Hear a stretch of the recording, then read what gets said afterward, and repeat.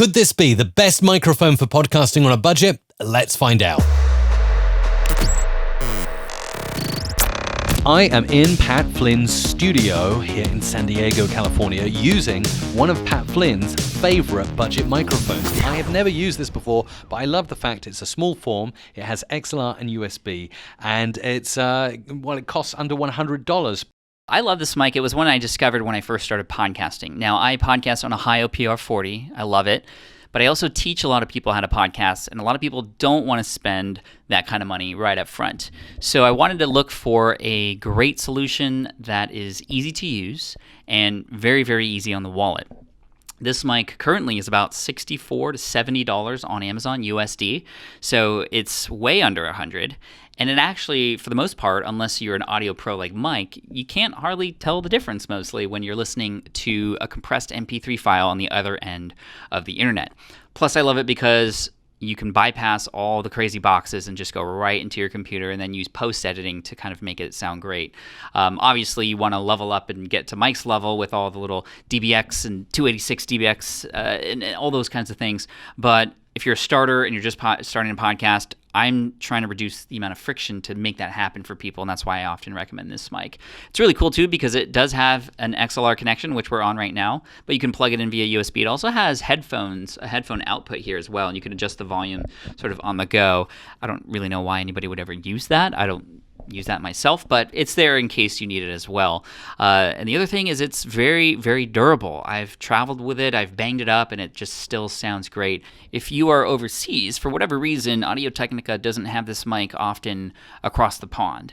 But if you want an equivalent, this Samson Q2U essentially does the exact same thing. It kind of looks the same. It has the same XLR plus a USB connection, and even the audio output too. But it still sounds great, pretty much the same price. So it's been bandied about in the US for such a long time, the Audio-Technica ATR2100. I can now get my hands on it easily, and so can you in the UK and this side of the pond around Europe. I found it on Amazon for a very reasonable price, so I thought I'd order one, open it up, and test it out for you. For people starting out with a podcast, I mean, this package has it all, so it seems. It's got the microphone, which is a dynamic, easy-to-use microphone. Not only can it connect via USB, but also XLR. Plus, it comes with so many accessories. For the price, it's insane.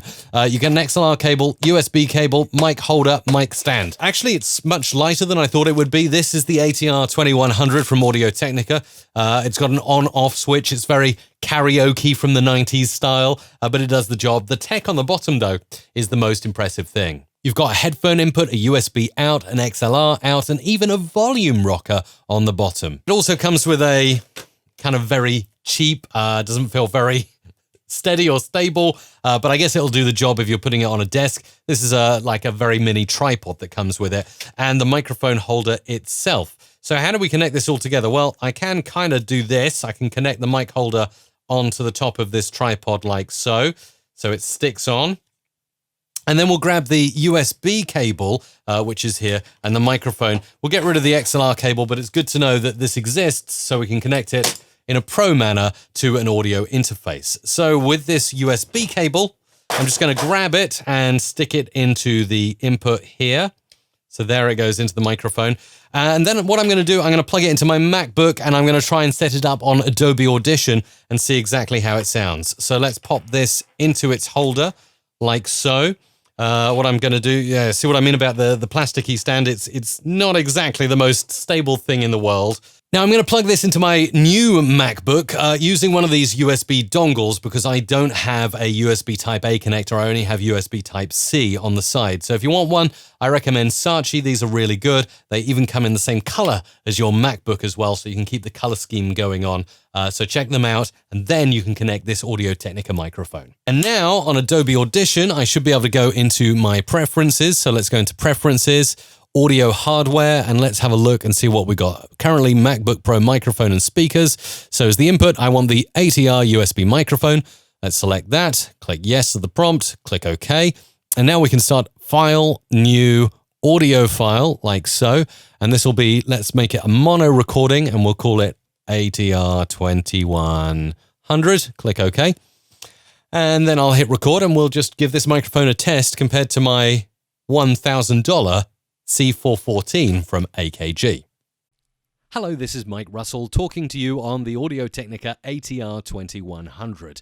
There is no pop filter here, so I wonder how much it pops. Peter Piper picked a peck of pickled peppers. It's pretty decent. There's no processing here whatsoever.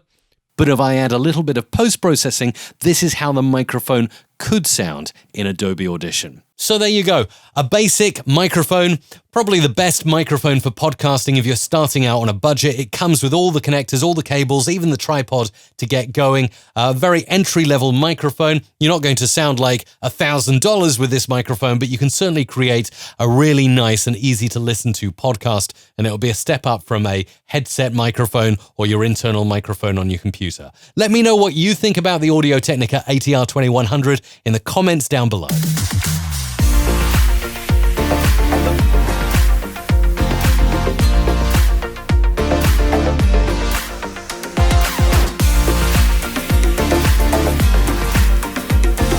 Music Radio Creative.com